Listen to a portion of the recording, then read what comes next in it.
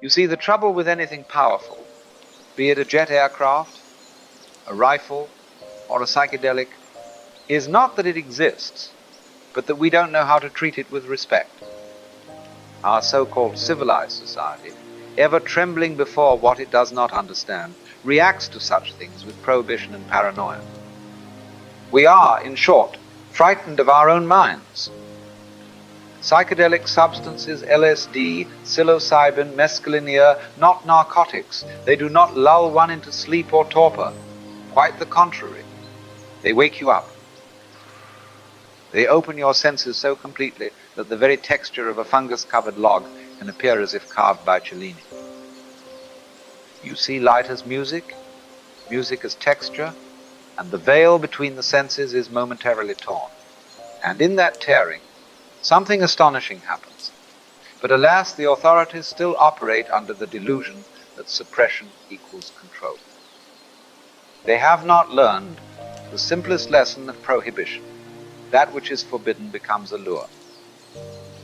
And so, in their efforts to keep the door shut, they have made it irresistible. Yet behind that door lies not fantasy, not madness, but the possibility of encountering consciousness itself pure, unfiltered, and terrifyingly vast. The problem is not the substance, the problem is us. We have no priesthood fit for the task, no figure who is simultaneously pharmacologist, mythologist, theologian, and lover of mystery. And so the question arises, who shall guide us through the jungle of the mind? Because whether we like it or not, people will go in. The only question that remains is whether they will go in alone and blind, or with a light in their hand and a voice beside them saying, look at what you are. Let us begin then by laying out the characters on the stage for each of these substances has its own personality, its own quality of vision, its own voice, and they are not, you see, interchangeable. There is the mushroom, Psilocybe mexicana haim, known by those who revere it as Teonanacatl, flesh of God, found in Oaxaca, scattered along the western coast of the Americas. This little brown fungi is taken in sacrament, not for amusement. It does not shout, it hums, it sings the music of roots and rainfall and soil. It connects one not to the sky, but to the earth, so that you feel yourself not standing on the ground, but of it. The vision here is vegetal leaves shimmer, the wind reveals its patterns, and even the stones seem to breathe with an intelligence you had previously overlooked. Mescaline, the active ingredient in peyote, is of similar earthiness, but it lends the world a kind of luminous intricacy, as if everything had been finely etched by divine craftsmanship.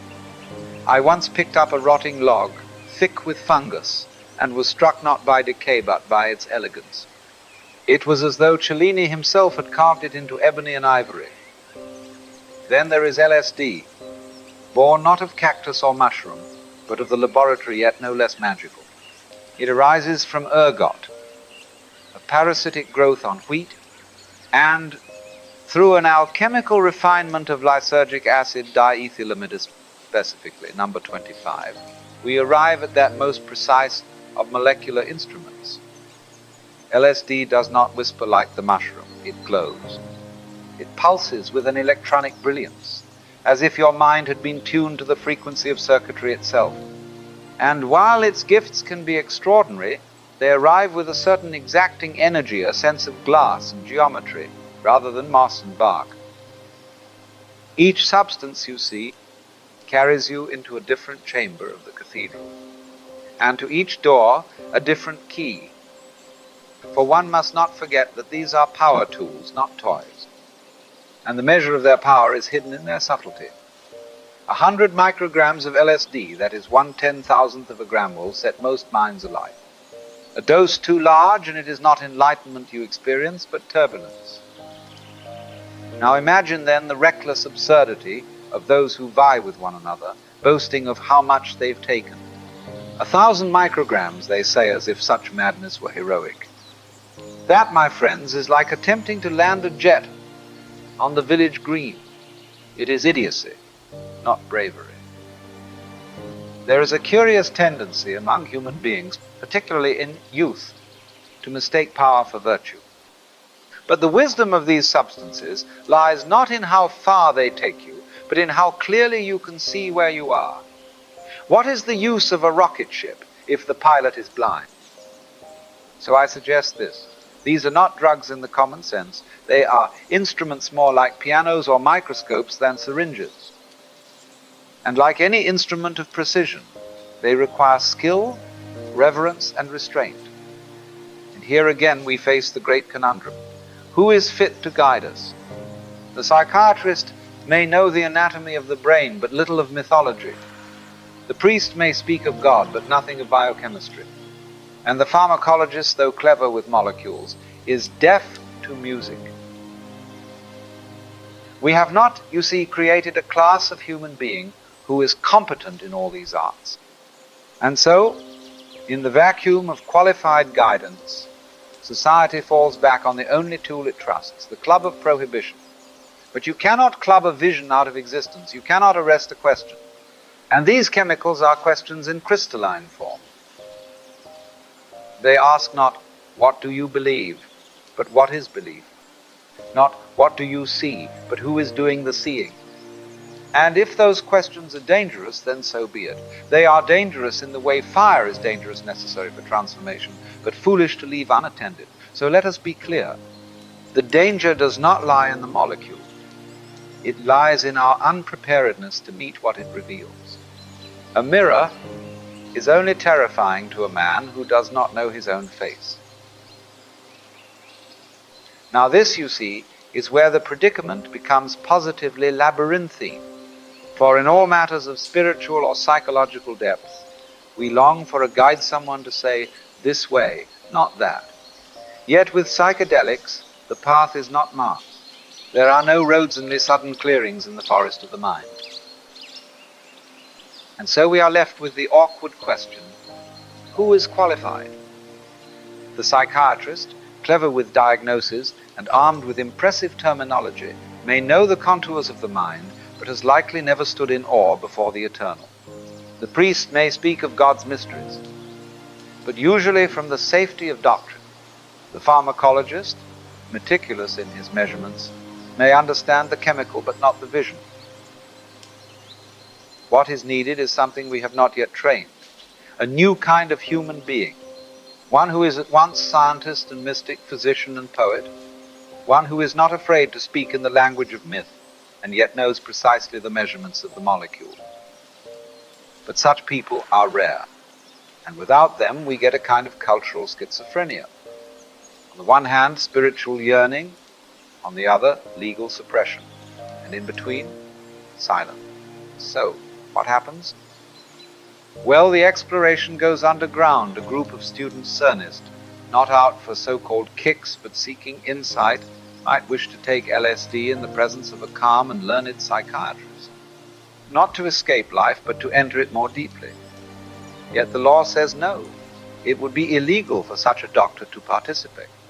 And thus the absurdity, the very conditions under which the experience could be most safe and fruitful, are forbidden, and into that vacuum steps crime, organized or disorganized, idealistic or greedy.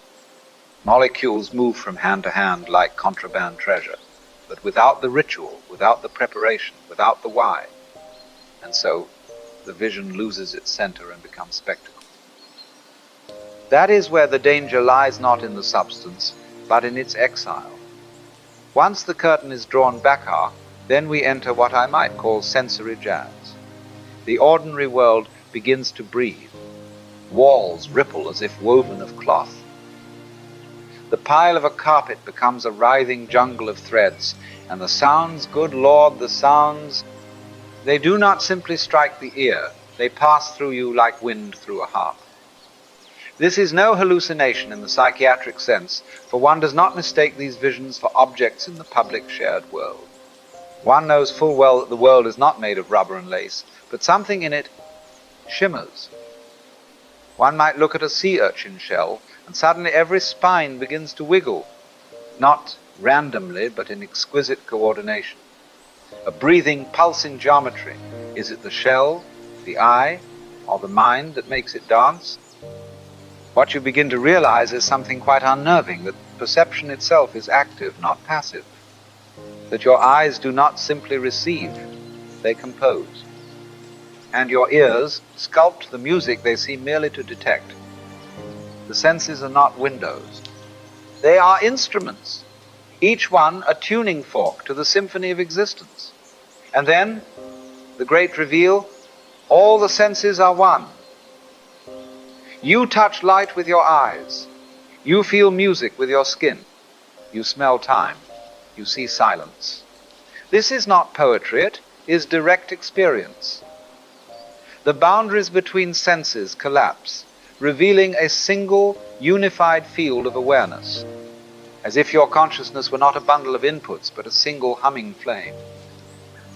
And in this flame, the familiar becomes strange, the ordinary becomes sacred, and the world you thought you knew reveals itself to be, well, not false, but unfixed, not illusion, but illusion-shaped. It is not that the world is wrong, it is simply that you were asleep in it. And now, for a moment, the veil has slipped. Now, here is where the whole show begins to turn inside out. For under the influence of these sacraments, one discovers something deeply unsettling to the ordinary mind, that opposites are not opposed, they are related, and not merely related, but interdependent. They imply one another. You see, we are trained to think in terms of either or, good or evil, life or death, self or other, but these substances facilitate a curious shift-down, moves from either or to both, and it is not this or that. As inseparable as front and back, up and down, inhale and exhale. Gestalt psychology hints at it. Show someone the silhouette of two faces in profile. What do they see? Two people about to kiss, or a chalice between them? They can see one or the other, but rarely both at once. And yet both are there. The image doesn't change. Only attention does. Likewise, we say a circle drawn on a blackboard is a ball. Rarely do we say it's a hole in a wall, but of course both descriptions are valid. Figure and ground define one another. And so in the psychedelic state, one feels, not thinks, but feels that self and world are one system. That the inside goes with the outside as the sound of a bell goes with the hammer that strikes it, and that you do not move through the world like a billiard ball on a table. You arise with it, like a wave upon the sea.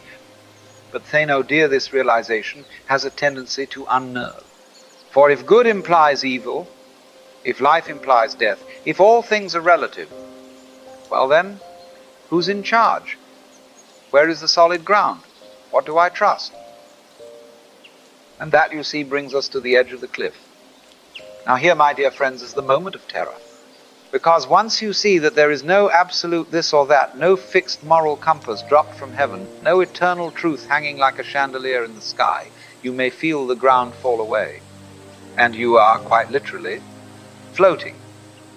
It is as if all that you once called me, the assurances, the definitions, the expectations, have dissolved. And what remains is nothing. No handrails, no floor, no separate observer watching from behind the eyes. Just the bare, trembling fact of awareness, suspended in space. This is the void, not a black hole, but an infinite openness of vastness without anchor or edge. And it is terrifying. You reach out to beliefs, to identities, to old ideas, and they collapse in your hands like paper lanterns in the rain. And then the panic may arise. Will I stay like this? What will I become? What if I do something terrible? What if I lose myself forever? But if you can just let go, if you can stop clinging to the rock that is falling with you, and simply fall then, something marvelous occurs. The fear melts, and the void, which seemed cold and empty, begins to shine, not with light, as from the sun, but with clarity, a presence that is not a thing, but the absence of all clinging, a letting be. You discover that the void is not the absence of self, it is the truth of self. That you were never a fixed thing to begin with, you were always a process, a pattern, a dance. You are the universe pretending, momentarily, to be a person. And so what seemed like death turns out to be awakening. It is here that the great traditions speak of the clear light, the Tao, the Dharmakaya, the God beyond gods. You may call it what you like, but no name will grasp it. It is not an object of experience, it is experience. Or better, that which knows there is experience.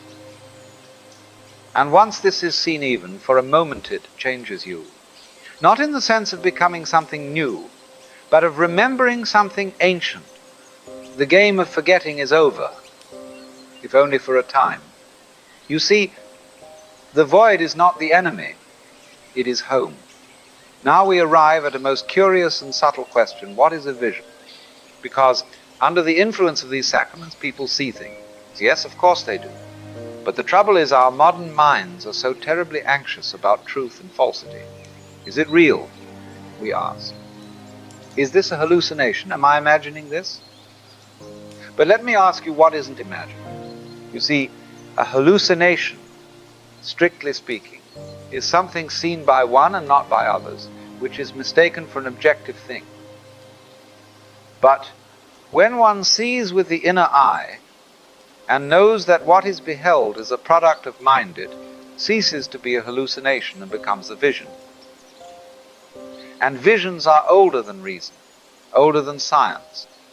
They are the raw fabric of mythology, of poetry, of revelation. A vision may not be something you can point at with a ruler and say, there it is. But if it moves you, if it changes the very way you see them, what more reality do you want? And with these chemicals, you see, the senses begin to turn inward. In normal life, we see but do not notice seeing. We hear but take no note of the hearing. But here, perception turns upon itself. You become aware of being aware. And this is the beginning of true self-inquiry. Not the self as an object, something to be improved, judged, or corrected, but the self as awareness itself. The light by which all else is seen. At first everything feels a little off. Not wrong, not broken, just strange. As if the world had been gently untuned. But soon you realize that this tuning is not an error, it is an invitation. An invitation to question, why do I normally see it that way? What is the right way to organize the world? And this is not merely visual. You begin to hear colors, to see sounds. The walls breathe and the breath becomes you. The distinctions between the senses dissolve, and you realize they are all but modes of one fundamental capacity, touch. All seeing, hearing, smelling, tasting, feeling, they are all ways of touching the world. And as you touch it, you realize with no doubt that it is touching you back. Eventually, the storm quiets. The veil that had been torn open begins to mend. The dancing patterns still, the colors soften, and the senses begin to settle into their familiar grooves, and you find yourself once more in the everyday. But something has changed. You see, the sacred trick of the whole thing is this. You return to precisely the same world, but now you see it. As if for the first time, the ordinary becomes radiant. You sit with a cup of tea, and it is no longer just tea. It is a miracle in a cup. Light, water, warmth, time all condensed into this simple moment, a whisper from the cosmos saying, you are home. And you begin to realize there never was a separation between the sacred and the mundane, between enlightenment and confusion. The luminous vision and the dull routine were never two different things. One is simply the unmasked face of the other. Relativity, you see, is not a problem. It is the key. Because all things are interrelated, good with evil, light with dark, form with emptiness. This is not moral confusion, it is the fundamental harmony of opposites. Just as opposite petals emerge from the same flower, so too do all extremes arise from the same center. And once this is seen even dimly, you are changed. Not in the way that a caterpillar becomes a butterfly, but more like one who suddenly remembers, ah yes, I knew this long ago. You return, yes. But you are not the same one who left, because now you have seen through the veil. You have played hide and seek with God. And whether you remember the vision clearly or not, the knowing remains, like a seed planted in the soil of the soul. And perhaps one day, in a moment of silence or sorrow or laughter, it will bloom again. One of the greatest confusions in the modern world is this peculiar idea that control means suppression. That to be a controlled person is to be one who denies himself, disciplines his instincts, and walks always in a straight line. But true control, like that of a dancer, is not rigidity. It is grace. You don't control a car by locking it in the garage. You control it by learning how it moves, how it responds, how to dance with its weight and motion. Likewise, to control desire is not to strangle it, but to know it intimately and move with it wisely. Now, when it comes to psychedelics, our so-called authorities have not understood this. Instead of seeking a sane and sacred relationship with these substances, they have chosen the blunt instrument of prohibition. Lock it up, stamp it out, pretend it doesn't exist, as if that ever worked. You cannot forbid curiosity. You cannot outlaw the imagination. And so what happens? The very act of suppression makes these sacraments more alluring. They become symbols of rebellion, of mystery. And into that vacuum rushes the black market filled, not with initiates, but with profiteers and amateurs. The tragedy is not that people are taking these substances. The tragedy is that they are doing so without guidance, without context, and without reverence. Control, in the true sense, would be education, initiation, the cultivation of wise and humble explorers of consciousness, rather than criminalizing their very inquiry. We must come to see that these are not enemies of society. They are simply mirrors, sometimes clear, sometimes distorted, in which we glimpse what lies beneath the mask of the ordinary. To fear that is to fear ourselves.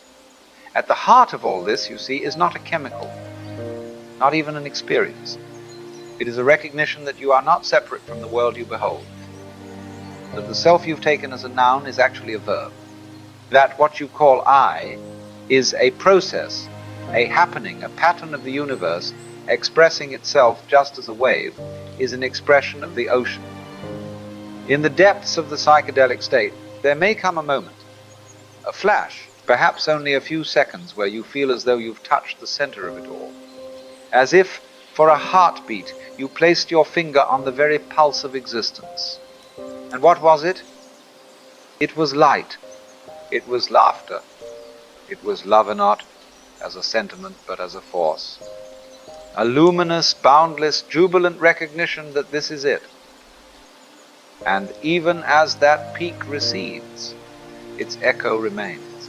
You see it in the leaves, in the sidewalk cracks, in the curve of a stranger's smile. The world does not go back to normal. Because you have seen what normal really is, this fantastic cosmic hide and seek, where you are, it all along. This, then, is the flowering of consciousness. The recognition that opposites are not enemies but partners, that relativity is not chaos but harmony, that even the darkest petal of experience blooms from the same radiant center, and that you are not a stranger in this universe wandering through an alien landscape. You are the universe waking up to itself through eyes that it made, with breath that it lends, for a time that it names now.